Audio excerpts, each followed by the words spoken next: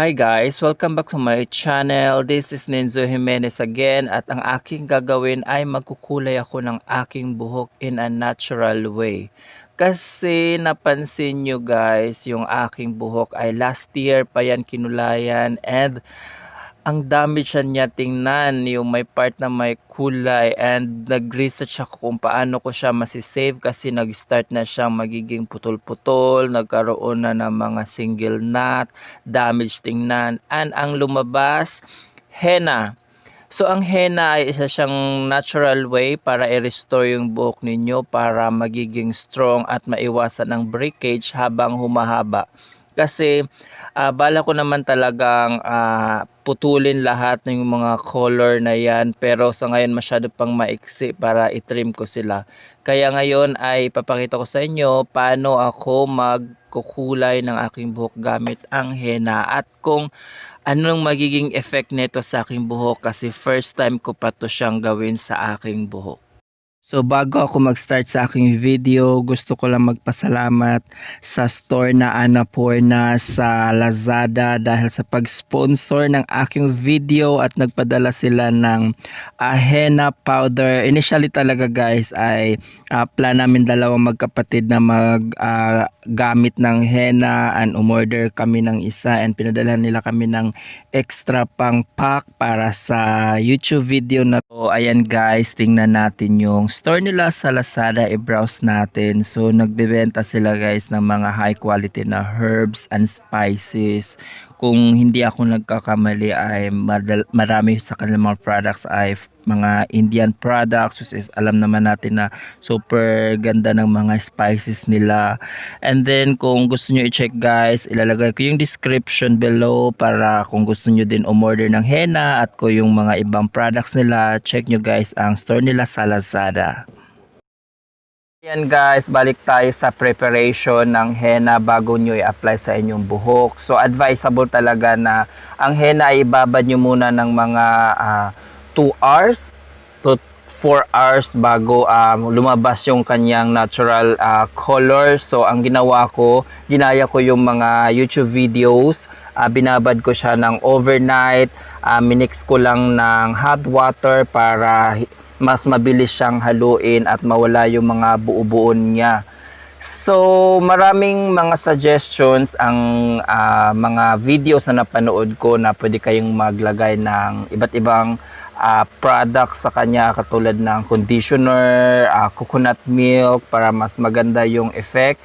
Pero dahil gusto ko talagang makita yung pinaka-effect ng henna sa aking buhok, so ginamit ko lang siya as is na henna. And then kung magtanong kayo kung gaano to karami, kalahati to guys ng 250 grams na pack na as ang aking ginamit. So ito siya, kinabukasan lumabas na yung color niya na medyo may pagka red, na may pagka brown. So binalot ko lang to siya ng plastic and hinayaan ko lang siya overnight.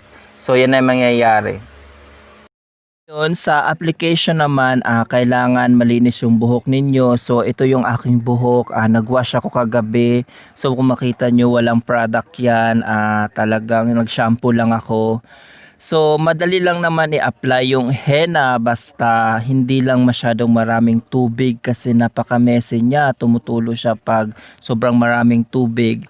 And may natutunan akong technique kung paano hindi siya ganun ka hirap i-apply. So kailangan daw mag-start ka dito sa may tuktok ng iyong ulo, tas i-workout mo yung buhok mo lahat-lahat, i-coat mo lang siya ng henna.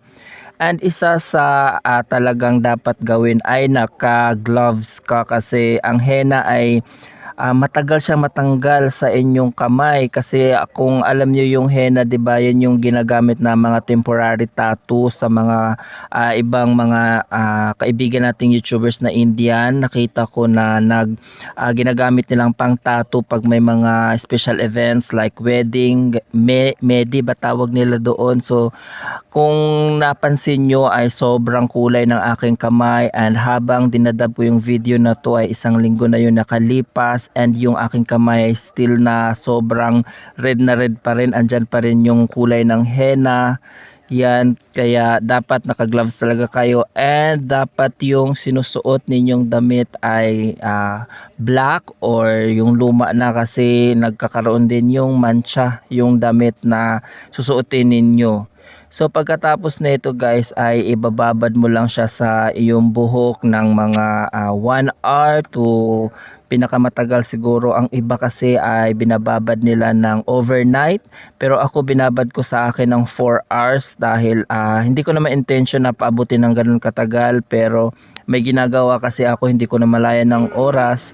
2 hours lang dapat ko siya ibababad pero sabi nila habang tumatagal yung pagbabad ng henna sa inyong buhok ay mas lalong lalabas yung kulay and dapat hindi ka muna mag shampoo after neto dahil para mas lalong magiging effective yung henna guys kasi may nabasa ako na sa first, second, third day ay continuous pa yung pagkukulay ng henna sa ating buhok. So yan guys, ito yung aking buhok, pangalawang araw ng paggamit ko ng henna. So kahapon kasi hindi ako style ng aking buhok, hinayaan ko lang siyang matuyo at nag-video ako kung magbabago ba yung kulay ng aking buhok. Kasi minsan kasi pag naglalagay tayo ng styler sa ating buhok, medyo nag-iiba yung kulay ng ating nag-iiba yung kulay ng ating buhok dahil sa styler nagiging mas dark. So ngayon, ito na siya na may nakalagay na styler.